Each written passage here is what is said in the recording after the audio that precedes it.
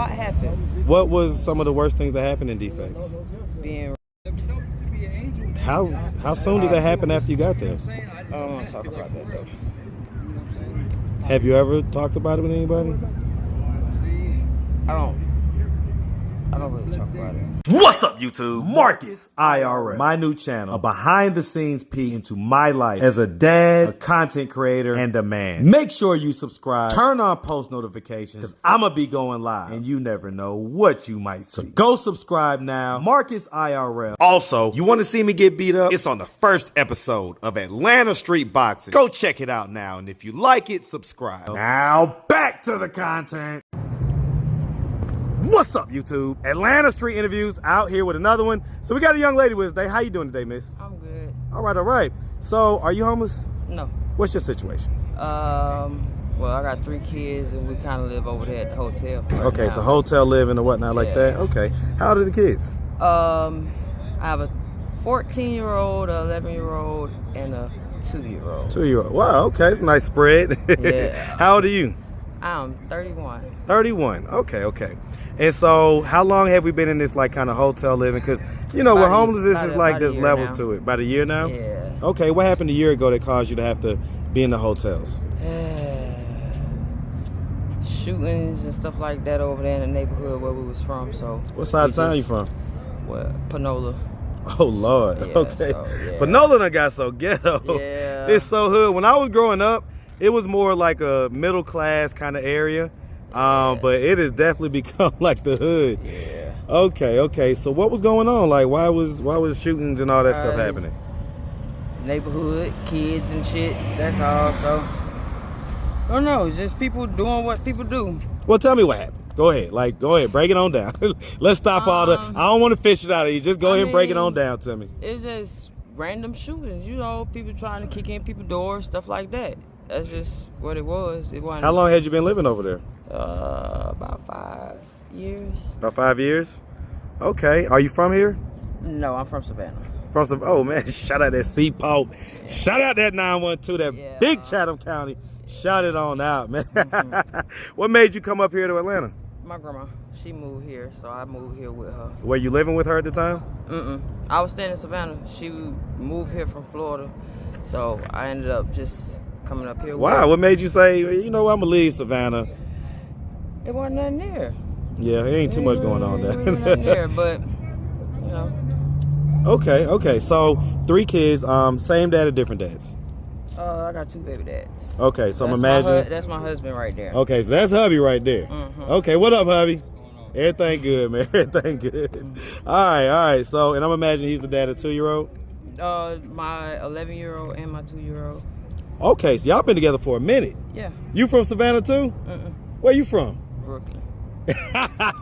Hey, man. Shout out New York, man. Shout out that BK.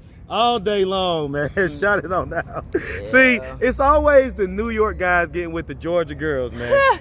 All right? That's like a thing. No, it seriously is. It's a thing. So I know about that. I was actually born in New York myself, so but I was raised down here. I was raised on the east side. So all right. So let's get into some of this stuff. So y'all been together for a minute. Y'all are married. How long y'all been married? 11 years. Okay, so y'all been married ever since pretty much the second child was born. Yeah, we've been ever since my the second child. Yeah, you're right. My oldest, she was, I think, 2. She was 2. Okay, is that dad, is he active and present in her life? And hell no. No? Okay, because it sounds like you was maybe a teenager when you I was 16 when I got pregnant, 17 when I had her. Okay. He was locked up, so it was, you know, whatever. But hey, man, I know how I go down in Chatham. All right, I be knowing. Okay, so all right, so yeah, let's just start from the beginning. So where you from? I'm from Savannah, Georgia. Hey, man, shout out that Seaport, like I said. Shout it on out. And so growing up in Savannah, did you have both mom and dad in the household? No. Okay, who'd you grow up with? My grandmother. Grandma raised me. Where was mom and dad? I don't know. Kind of out in the streets doing their thing? I don't know. My dad was locked up. My mom was, you know, I don't know. Well, no, you know, tell me. No, I really don't know where my mom was at Did the you? time, Were you like curious about that stuff, like when you was a kid or whatever? No. No, not until I got older and I started you know, questioning things. When What things age started would you say that happening. was? I was like 8 when I got put in foster care. So. Okay, so let's talk about that. What was it that happened at 8 that caused you to have to go to foster care? A situation with my sister, and you know, it kind of caused us to go to school, and the school seen some things, and they took us away, and we was in foster care was up it until I like was physical 15. violence, or was it like sexual type No, violence? it was physical violence. It Okay, so I guess she had like marks and stuff on her. Okay, and so was that, I guess grandma was doing that? She was old school? No. My mom kind of did that situation. My sister was staying with my mom when that happened, so. But how'd that cause defects to get you from your grandma's house? Because we was all going to the same school. Huh. So why didn't your sister just go stay with your grandma after that? I don't know. But after that, they took all of us. They took everybody. So your grandma that you're talking about, is this your dad's mom or your mom's mom? My mom's mom. Right, this is mom's mom. So, like for instance, how much older is your sister than you, or how many years apart are y'all? I'm 31. One of them is about to be 31 in September. I'm about to be 32 in September, but she about to be 31 in September. So y'all like yeah, we like Irish twins or whatever they we call like them. behind Right behind back to back. Yeah. Right, but I'm trying to figure out the one that you know the school saw and got reported on and everything else. Oh, she's How old is she? like 28. Okay, so she's like younger than you. Mm-hmm. Okay, so why was she staying with your mom and you were staying with grandma? Because my grandma took me from the day I was born. Huh. I was living with my grandma. Are you the oldest? Yeah. Okay, so your mom probably had you maybe when she was a teenager or something like that? Yeah. Okay, and so grandma took you right away type deal. Yeah. Okay. And so I got you, man. I got you, big dog. So as far as it goes, you was in foster care from 8 till what age? 15. Okay, and so what happened at 15 that caused you to come out of foster care? My grandma got us back, and then I ended up moving with my dad when he got out of prison. Why? What was going on with grandma where Nothing. you just wanted to connect with your Nothing. dad or whatever? It just kind of happened. That's what happened. It ain't, I don't have like real personal issues where things just, happen because I have to. No. So here's the thing, it's levels to it, right? So it may not be like super traumatic stuff, but even like all the going to defects and all that type of stuff, that's trauma. No, and you may is not trauma. process I'm it not as gonna such. lie. It traumatized me. A lot happened. What was some of the worst things that happened in defects? Being, How soon did that happen after you got there? I don't want to talk about that though. Have you ever talked about it with anybody? I don't really talk about it. I don't want to talk about it. I try and put things behind me. So let me say, hey brother, you're a little close, man. Back up for me, man. If you don't mind, back up, dog. Yes, sir. All right, cool. No, I was talking to him. Now we good, but I don't like folks. You Yeah, too me, close, me. man. Just back up a little bit. All right, that's all. All right, do me a favor. Let's scoot down this way just a little bit. Okay, cool. Yeah. It's all love. Got to. All right. Make sure you watch me too, okay? All right. Don't let nobody come up on me like that, man. Okay. Okay, cool. Oh wow. All right, so I'm not, like I said, I'm not gonna press the issue. But so without going into detail though, how do you think that affected you? It affected me tremendously. In what ways? In a lot of ways, in ways of being a wife, a mother, just being myself. It affected a lot. With some people, it does. So it has two distinct kind of results, right? So it either makes them like hyper sexual and stuff like that, really promiscuous and things, or it makes them like withdrawn, where they like don't really mess with people in that way and stuff like that. Which way do you think it affected you?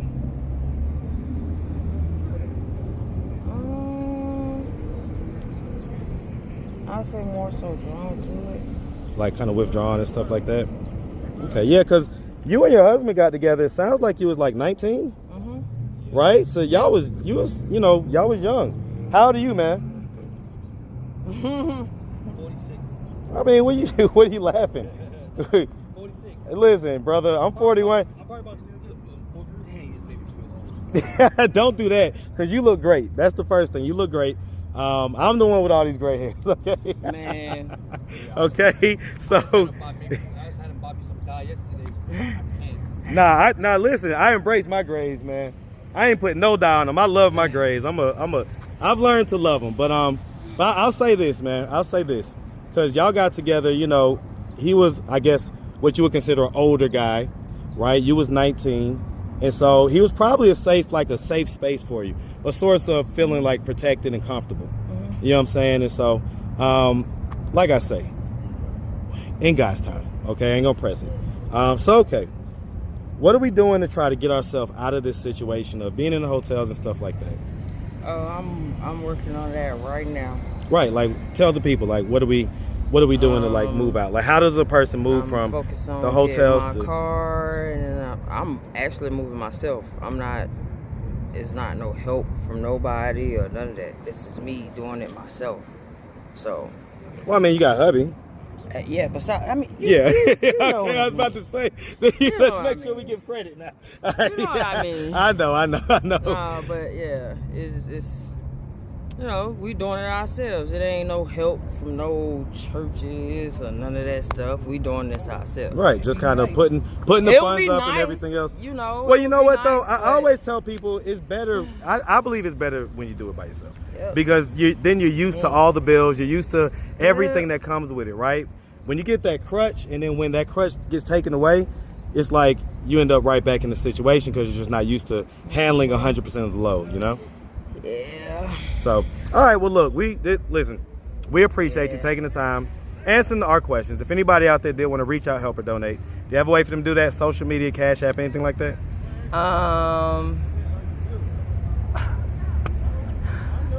Yeah, I got, oh my God.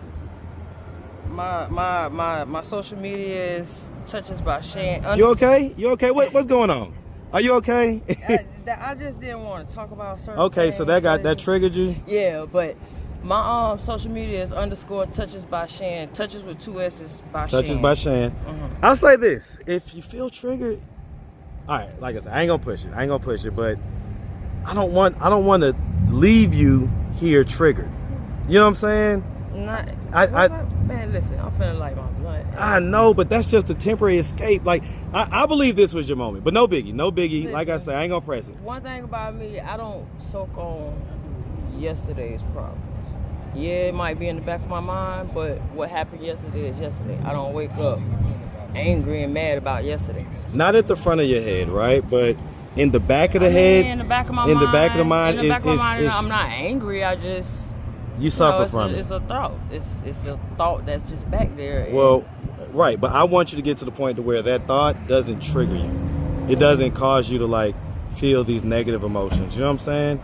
Because I like talking about these things because it gives people insight into people's lives and what they have going on, right? Yeah. And so a lot of people have learned about humanity from my channel, but I'm not out here trying to trigger people. You know what I'm saying? So I don't want you to be triggered, but I just really do think that because of the way that you reacted to it, I really do think that you would just find healing and just say, hey, all right, let's just put it out there. You know what I'm saying? This is what happened. That's why I write. Journal and stuff like that. I write poetry and, you know, I'm trying to work on my books. I'm not a security guard, it's my wife right there.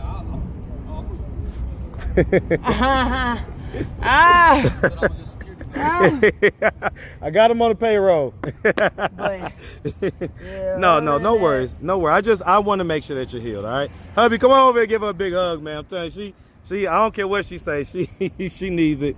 Okay, she needs it. I know. She needs it, man. So, all right, well, look, miss, and so you gave the social, do you have Cash App? No, I don't have Cash App. No? No, all right. They won't let me have Cash App. All right, well, like I say, we really appreciate y'all, and we definitely wish you nothing but the best, all right? Make sure you have a good one, all right? Appreciate it. All right. Appreciate it.